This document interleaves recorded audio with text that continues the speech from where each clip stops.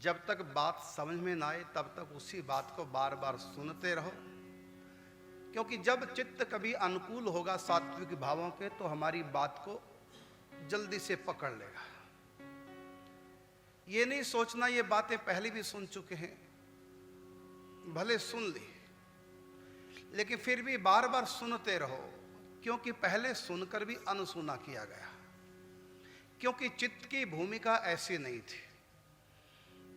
उस समय समझो कि सत्व गुण नहीं था चित्त में, अनुकूल बात के चित्त था नहीं, इसलिए सुन तो ली गई लेकिन फिर भी वो बात असर नहीं कर पाई। जैसे बेमौसमी अनाज डालें खेत में तो उगता नहीं, उग जाए तो फलित नहीं होता। ये समझो कि वो बातें जो सुनी दोबारा सुना रहा हूं, उस समय मौसम नहीं था सही चित्त का, वो भूमिका चित्त की ठीक प्रकार से नहीं थी, तो बीज तो बोया गया था, आप लोगों ने सुन लिया लेकिन वो जमा नहीं।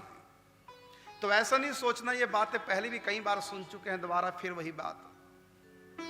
लेकिन ये गुरुओं की चर्चा है तो इससे गुरु भक्ति की जो भूमिका है वो थोड़ा उर्वरा हो जाएगी, तो ये बात आपको जल्दी से समझ में आ जाएगी। क्योंकि 3 साल संत बनने के बाद भी हमको ये बात समझ में आई नहीं थी, और फिर हमने पूज्य पंडित जी से भी सुनी, वही बात समझ में आई लेकिन कम आई। और जब भगवान शिव की कृपा हुई तब हम अच्छी तरह से समझे रहस्य क्या है गुरु भक्ति का। जैसे कोई स्त्री बिना पुरुष के मां नहीं बन सकती, कोई पुरुष बिना स्त्री के पिता नहीं बन सकता, मतलब अकेला बाप नहीं बन सकता, अकेली स्त्री मां नहीं बन सकती। इसी प्रकार अकेला साधक भक्त नहीं बन सकता, इस भक्ति में आगे नहीं बढ़ सकता। खेत में कितना भी हल जोतते रहो, यदि बीज नहीं पड़ेगा तो वो भूमि किसी काम की नहीं।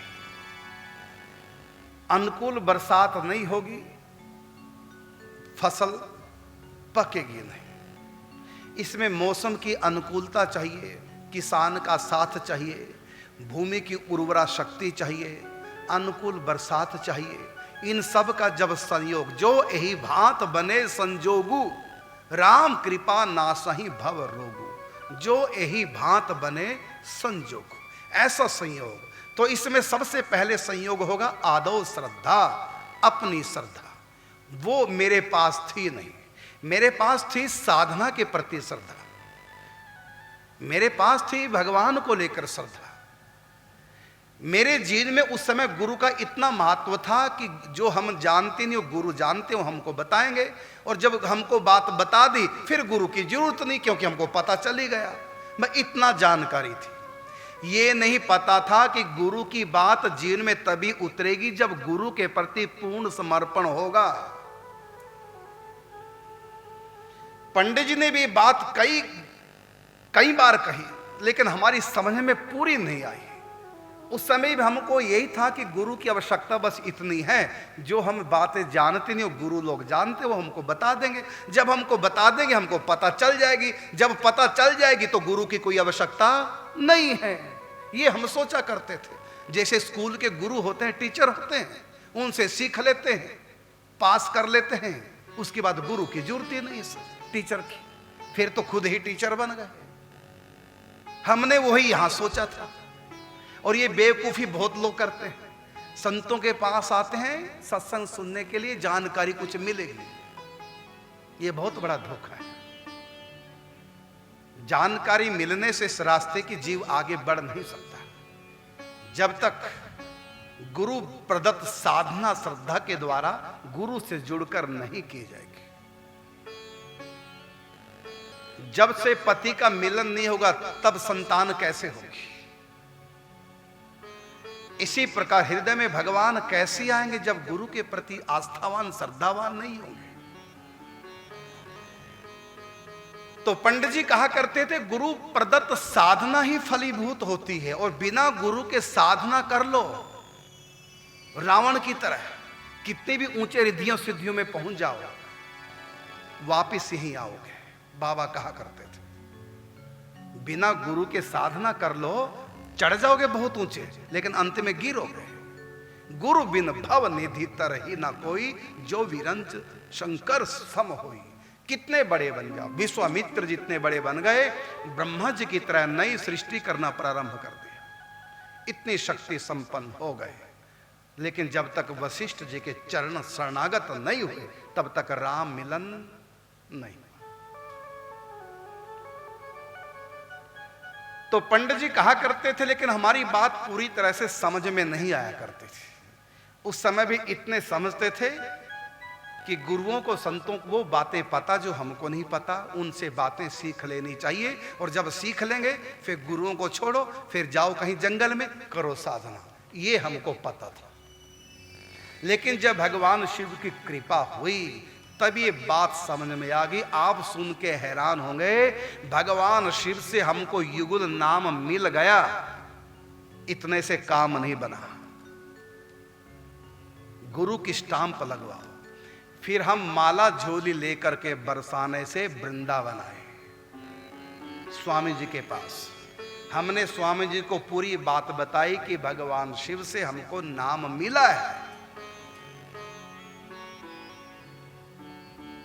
और हम आप जब तक आज्ञा नहीं करेंगे, क्योंकि पंडित जी ने कह रखा था बिना गुरु कृपा के साधना फलीभूत नहीं होती। भगवान भी यदि मंत्र दें, उसको भी मंत्र को गुरु को बता दो, फिर गुरु की आज्ञा से जपो। मोते तुमते अधिक गुरु जिय जन, सकल भाव से ये सन्मानी। तुमते अधिक, वाल्मीकि जी ने राम जी से कहा, तुमते अधिक गुरु जिय जन। आपसे भी अधिक महत्व जो गुरु को देते हैं, उनके हृदय में आप बस जाओ। जो भगवान से भी अधिक अपने गुरु को महत्व देते हैं, उनके हृदय में भगवान बस जाते हैं। इसलिए भले ही हमको भगवान से युगल नाम का उपदेश मिला, लेकिन तब भी हमने जपना प्रारंभ नहीं किया, क्योंकि शिक्षा पंडित जी से और भगवान शिव से प्राप्त हो चुकी थी कि गुरु प्रदत्त साधना ही। यद्यपि भगवान शिव हमारे गुरु पद पर प्रतिष्ठित हो चुके थे, लेकिन प्रत्यक्ष में देहधारी संत हो, क्योंकि भगवान शिव हर समय थोड़ी आएंगे, वो तो कर दी कृपा। अब तो जो भी प्रश्न होगा गुरुओं के सामने रखेंगे। तो हम माला झोली लेके संध्या के समय, दोपहर के समय कृपा हुई थी, फिर हम शाम के समय बरसाना से पहुंच गए वृंदावन स्वामी जी के पास। हमने संध्या के समय स्वामी जी को कहा, स्वामी जी कृपा हुई है, भगवान शिव की युगल नाम प्राप्त हुआ है, और जो भी हमको प्रेरित किया गया, जब तक आप नियम नहीं देंगे तब तक हम जप नहीं करेंगे। स्वामी जी ने संध्या के समय तेल की मालिश कर रखी थी और मेरे हाथ में माला झोली थी स्वामी जी को देने के लिए कि अपने हाथ से मुझको देंगे नियम। स्वामी जी ने कहा, बेटा मैं स्नान किया हुआ नहीं है, मैंने तेल लगा रखा है, तो कल सुबह आना। अगले दिन फिर स्वामी जी नहा करके ऊपर बैठे थे छत पर, मैं अपना नित्य नियम करके माला झोली लेके स्वामी जी के पास गया। फिर विस्तार से मैंने पूरी घटना बताई। पहले मान मंदिर गुफा में स्वप्न वाली बात, फिर ब्रजेश्वर महादेव मंदिर वाली बात मैंने पूरी स्वामी जी को बताई। तो फिर स्वामी जी ने माला मेरे हाथ से ली और फिर मुझको माला दी, और स्वामी जी ने कहा, जाओ अब आप युगल नाम का जाप करो। पहले स्वामी जी ने कहा था नारायण नाम का, और हम करने लगे थे श्री कृष्ण गोविंद हरे मुरारे, हे नाथ नारायण वासुदेव। और स्वामी जी ने एक बात हमको कही, क्योंकि हमने सरकार जी के प्रति जब हमारी विशेष श्रद्धा जगी तो सरकार जी के पास हमको जाना था।